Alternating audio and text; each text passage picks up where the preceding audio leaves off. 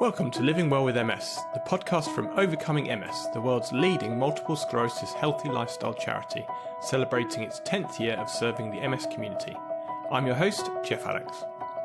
The goal of our organisation and this podcast is to inform, support and empower people with MS to lead full and happy lives. We're excited you could join us for this new episode. Make sure to check out this episode's show notes for more information and useful links. You can find these on our website at overcomingms.org/podcast or on whichever podcast platform you use to tune into our programme. If you enjoy the show, please spread the word about us on your social media channels or leave a review wherever you tune into our podcast. Have questions or ideas to share? Email us at podcast@overcomingms.org, or you can reach out to me directly on Twitter @JeffAlex. We'd love to hear from you.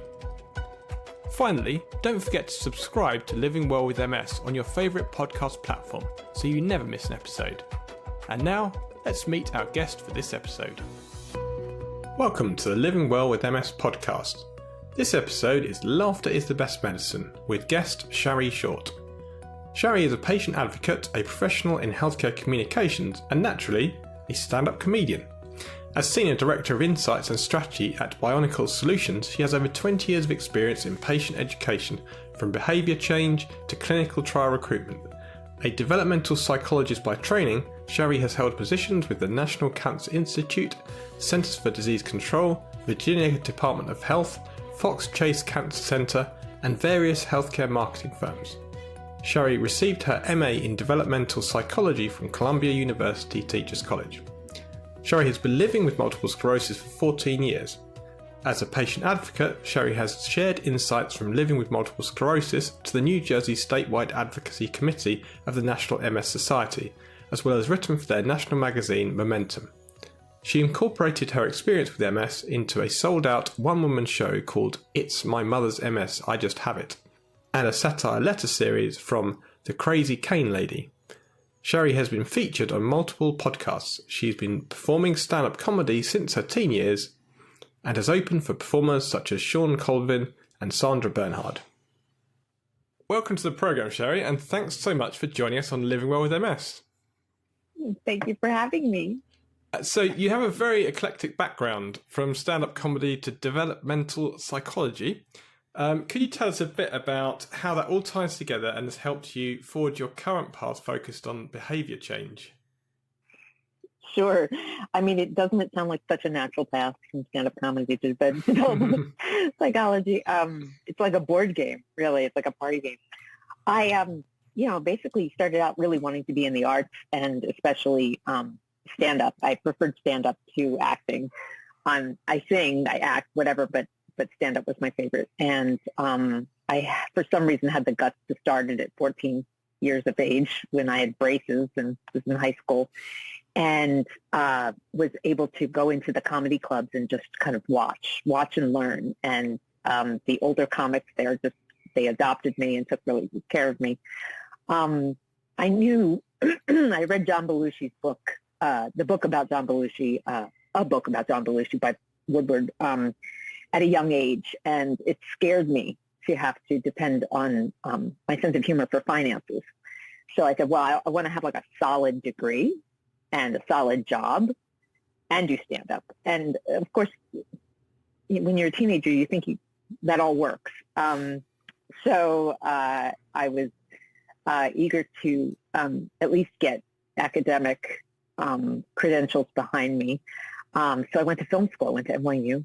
And there I minored in psychology, spent a lot of time during the summers working with young kids and parents in theater camp, and just absolutely kind of fell in love with, excuse me, the way that our lives change when we become parents. And it wasn't me. I was watching people become parents. I was helping parents. And I wasn't even a parent yet. So when I chose developmental psychology for my graduate work, I felt like that's what I'm going to go into. I'm going to go into, I want to create resources for parents. I became kind of concerned with, like we talked about Microsoft earlier. I was like, are there books for parents on how to use the computer? You know, are there like I interned with Sesame Street. I was very, very focused on being creative within this kind of academic psych setting. But, you know, once you go to grad school, nothing's really funny. So I stopped doing comedy. I had opened for Sandra Bernhard. I'd opened for Shawn, Colvin. I'd had a wonderful time, but you got to commit. If you want to do stand-up, you have to commit, and you have to want it. You have to want that life. And I preferred giving lectures. I preferred making the audience laugh. They had to be there. And I had to grade them, or they had to be graded. They had to show up. And I tip my hat off to everybody I know that's successful now, that just put in those hours and put in that amount of travel to live the life of a stand-up comic, especially in the 90s and the early 2000s, because that was way before MS for me, but something I knew I didn't have the stamina for, and I was so nervous to not get paid and have it all depend on my sense of humor. That was like a big thing for me. So we'll come back to the humour a bit, because it's obviously an essential part of your personal and professional identity. But first, because this is a Living Well with MS podcast, we want to understand a bit about your experience with MS. So could you give us a bit of an intro, anything that you feel comfortable sharing about your MS journey? Sure. I was diagnosed in the summer of 2008. I had become a runner was a year or so before that, and was training pretty intently for a 10K. And I suddenly had vision loss and pain behind my eye, and it presented as optic neuritis, but I didn't know that. You know, for me, it was, there's pain, there's my eye, there's my head. Clearly, it's a brain tumor. And I panicked and went to the urgent care center, and they sent me to the ER, and I got an emergency eye doctor appointment the following morning, and the eye doctor just said, this is really classic optic neuritis. And I was like, great, give me some eye drops. I didn't know what that was.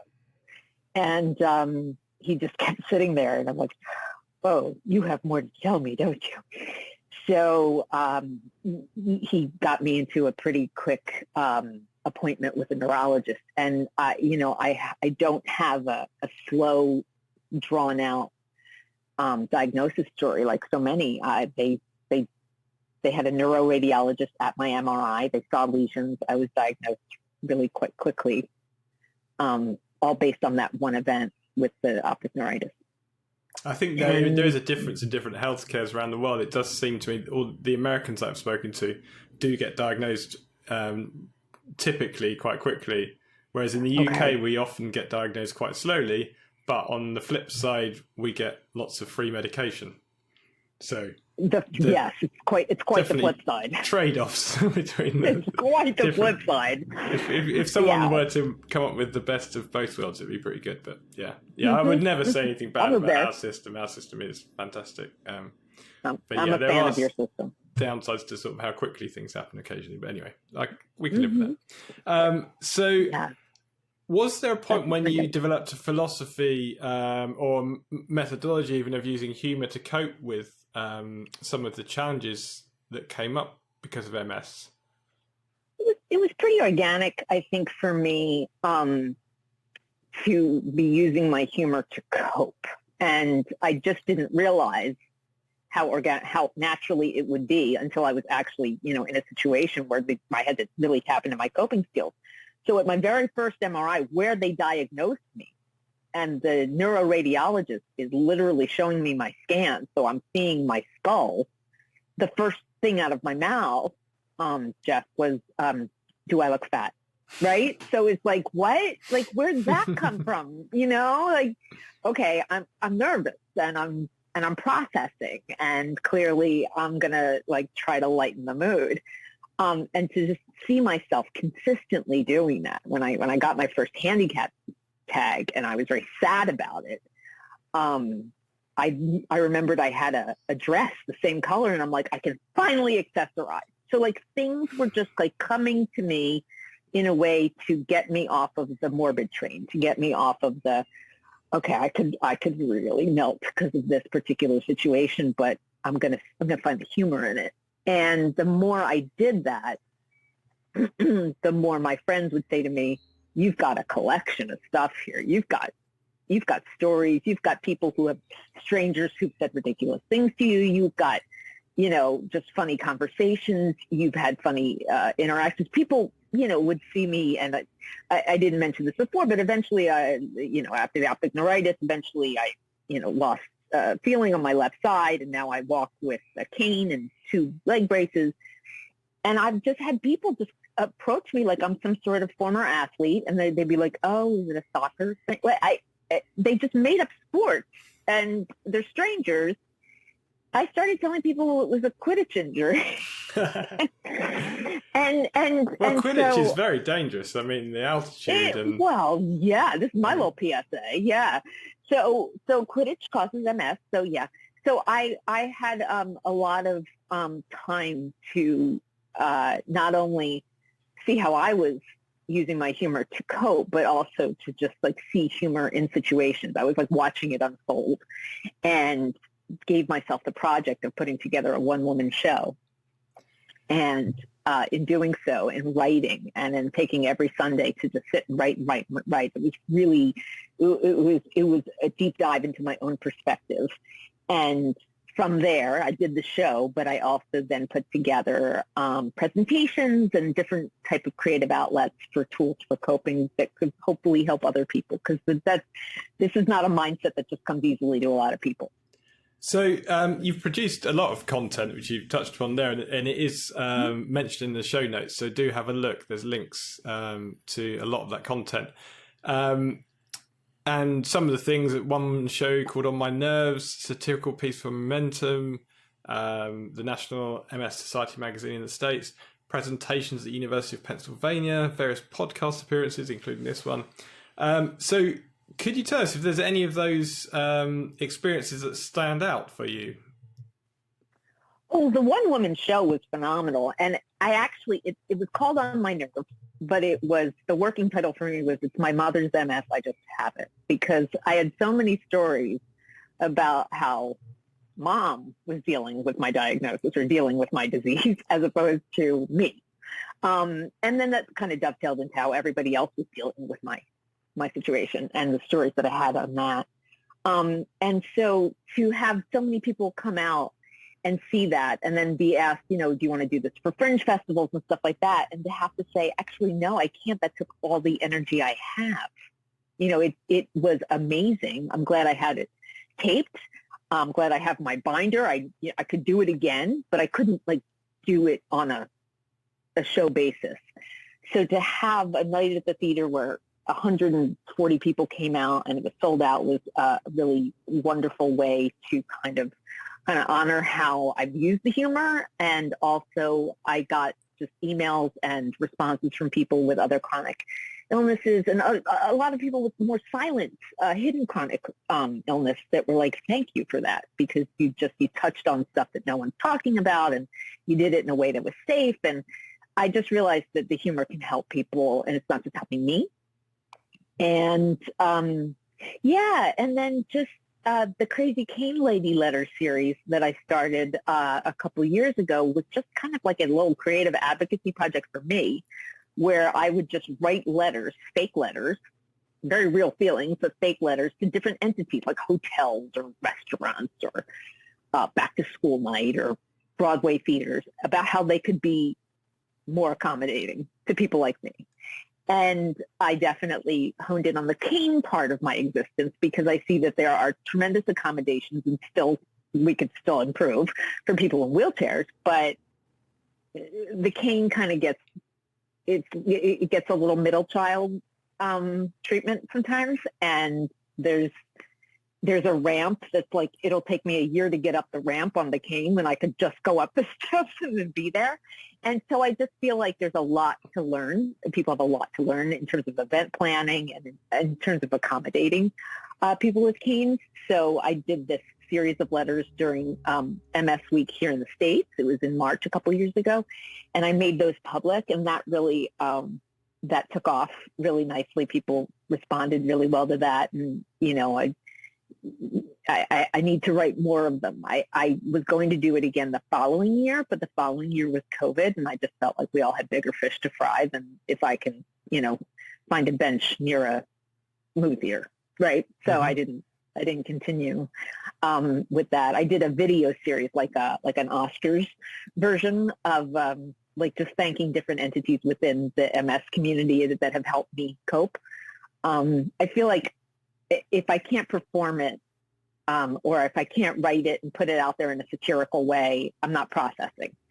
I don't do like the serious stuff and process. I do it has to be creative for me to feel like it's healing. So you've mentioned that humor's helped you deal with situations that you've had and help with your physical abilities and not take yourself too seriously. So how transferable are those benefits to the broader MS community? And how would you advise people to try to tap into that relationship you have with humor? Yeah, no, that's a great question. And I think that, it comes down to the lens that you're seeing life through, and the lens that you're seeing your mobility issues through, or whatever it is that MS has affected for you. And the lens I used to see my slow gait and my balance issues, I used to just, I went from being a runner to that. And so it was negative, and it was, oh, great, this is what I get, and this isn't fair, and all of those very, very normal feelings, to, all right, I'm going to rock a cane, or all right, what, these assistive orthotic devices, they make me look like a Jedi, or not. They made me look like a stormtrooper, actually, because they were like white. And I have to say, I had a small child during this time. And so I really felt the need to be creative about what was happening to mommy, because he saw me go from a runner to I can't walk well. And that kind of pushed me along. So there might be something, for other people when they consider, am I looking through it in the glass half full lens, or am I looking through it in the glass half empty? And what lens am I looking at it through? And are there things that I think are funny that if I tell people I think they're funny, they're going to judge me? And I'm here to say, embrace all of it. It's your lens. You're seeing it through. I did a lot of acceptance of dark humor. I did a lot of acceptance of the fact that humor is a language. And some people will be put off if you're joking about your condition. And some people will feel like, oh, okay, so how do you deal with that discomfort if people, are not comfortable with you talking in a humorous way about something as serious as MS? Sure. It's always know your audience, right? So if I'm sitting, if I'm talking to other people who have MS, to the best of my ability, I gauge where they are. Like that talk I gave for the at Penn here in the States, they knew they were coming. They were logging on to see a comedian. They knew what they were getting. So I wasn't too scared to read the Crazy Cane Lady letters or whatever. But I mean, to this day, look, last week I dealt with COVID, and I knew I had COVID, not because of a cold or a cough, but because I collapsed. And my husband had to pick me up off the floor. So it triggered something in the MS, and I'm like, oh, I've got a virus that my body wants me to know about. And I could tell people, and I get the, I get the face. And I'm like, yeah, but I didn't hurt myself.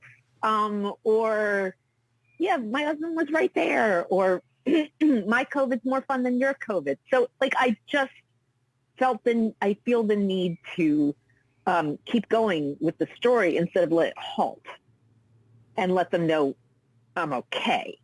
And not everybody can do that. And I get that. And that's why when I do workshops or anything like that, I get personal and talk about, okay, what's in your toolbox? What can you grab onto at that moment that is going to help you get either through telling the story or through what you're doing? What's a great, almost in a cognitive behavioral way, what's a great image you have in your head to just move you into the, through the situation. And that's all just because that's worked for me. And I know from research that, humor is healing and laughing is really good for the body. There have definitely been situations in my life where, the instinct is to cry, but I know that I've always felt better if I set the situation up so I could laugh at it. So you've got a principle, I believe, called laughing on purpose, which you sort of almost touched on there, I think. But could you tell us a bit more about that? Laughing on purpose? Yes. Laughing on purpose. I mean, when I hear that phrase, I feel like it's making a conscious choice to keep your sense of humor about you when things are challenging, and that looking at things with humor is not a weakness. It's like, if I don't laugh, I'll cry. That phrase that's out there. It's like, actually, if you laugh, it's actually going to help the situation a little bit, and it's for you. It's personal for you. It's not like, oh, somebody else is suffering, so laugh at them. I'm only talking about when one is dealing with one's own stuff. That would be horrible advice to give to anybody, to just laugh at. I just think all the best humour is when it's the comedian laughing at themselves. I think that's the funniest humour, isn't it? Of course. And yeah, and I felt like, sometimes I had to be jostled into it. I had to be jostled back. And I had this wonderful story in the show where I got that handicap tag and I was sad about it. And my boss at the time was like, well, can I borrow it? I have Springsteen tickets and I would love to use your handicap tag. And so here I was, like, feeling really bad for myself. And then people were like, you've got the golden ticket. So I have, I have this motto or whatever, or this creed, or this way of looking at things, like, if I don't try to find the humor in this, then I haven't really processed it, like I mentioned before. And it's not a pressure. It's just how can I help myself? And occasionally they'll be like, oh, no, it's not working yet. It's not working yet. And in my toolbox, I have things that make me laugh. So I have old Blackadder episodes. I have the best of bits of Fry and Laurie. I have comedians like David Mitchell, and things on the BBC that make me laugh, or American comedians like Kathleen Madigan. And I just go there. I'm like, they're going to make me laugh, and it's going to kind of reset me. The things that are dark, the things that I've had to deal with MS, the intimate, discrete ways in which the central nervous system, wreaks havoc. MS wreaks havoc on it. I don't want to share with everybody, but I've become a little bit more kind of like, I've got to advocate for me or no one else will. So if we're all going into a restaurant, I'm like, excuse me, but the seat near the bathroom, yeah, that would be me. That is mine. Right? Yeah. And it's just like, I'm 51 years old. Like, people might think, oh, women do that. No. It's totally because of the MS. But I've just grown a little bit more comfortable with the uncomfortable because I communicate with my humor. And when you have MS, everybody's got it differently, but there's uncomfortable things about it. So sense of humor can apply to many things in MS. It can be a coping tool, teaching tool, defense mechanism. So just for a general member of the public who's got MS, how can they harness humor to make a positive benefit to themselves? I think, first of all, you have to ask how you're processing any aspect of where you are in your, patient journey is the term that's used most often. How are you processing? Are you talking about it a lot? Are you thinking about it a lot? Are you down on yourself because of it? Or are you trying to give yourself pep talks? Are you worried about the future? Like, where are you with it? And then ask yourself in that processing, okay, what kind of lens should I look at this through so it's going to help me move forward? The toolbox is something I come back to a lot. What makes you laugh as your own person with MS, what makes you laugh is not what makes me laugh. It's not what makes everybody else laugh. It's you. So write it down. Like, actually acknowledge your sense of humor. What makes you laugh? And start to collect those things, whether it's books or whether it's links on the internet, whether it's the cat video or the lawyer who the guy who says, I'm not a cat to the lawyer, those things that went viral last year, those things that can immediately make you laugh, to just be more aware of them because they're tools for you to kind of reset. And I use humor to communicate. Not everybody does.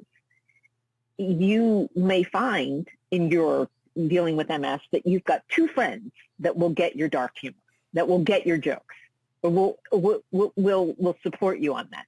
Then they're part of your toolbox too.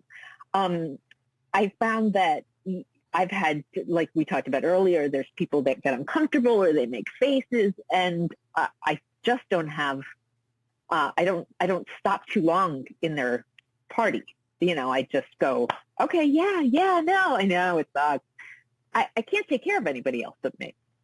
So I think that that's really important, is to just kind of look where you are, look what lens are you looking at it through?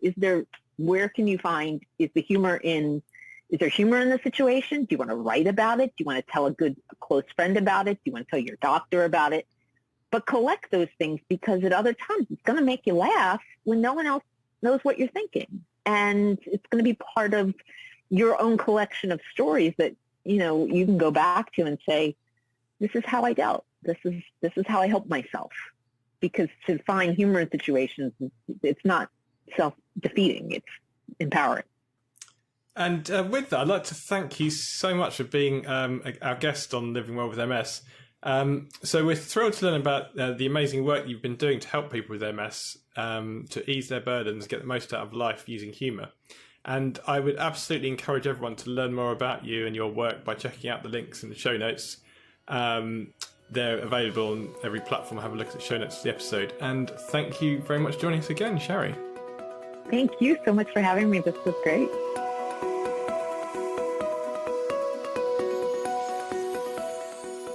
Thank you for listening to this episode of Living Well with MS. Please check out this episode's show notes at overcomingms.org/podcast. You'll find all sorts of useful links and bonus information there. Do you have questions about this episode or ideas about future ones? Email us at podcast@overcomingms.org. We'd love to hear from you. You can also subscribe to the show on your favourite podcast platform so you never miss an episode. Living Well with MS is kindly supported by a grant from the Happy Charitable Trust. If you'd like to support the Overcoming MS charity and help keep our podcast advertising free, you can donate online at overcomingms.org/donate. To learn more about Overcoming MS and its array of free content and programs, including webinars, recipes, exercise guides, OMS circles, our global network of community support groups, and more, please visit our website at overcomingms.org. While you're there, don't forget to register for our monthly e-newsletter so you can stay informed about the podcast and other news and updates from Overcoming MS. Thanks again for tuning in, and see you next time.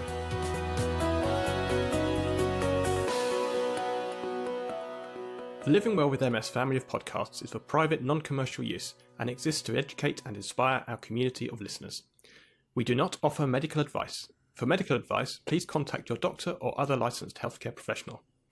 Our guests are carefully selected, but all opinions they express are solely their own and do not necessarily reflect the views or opinions of the Overcoming MS charity, its affiliates, or staff.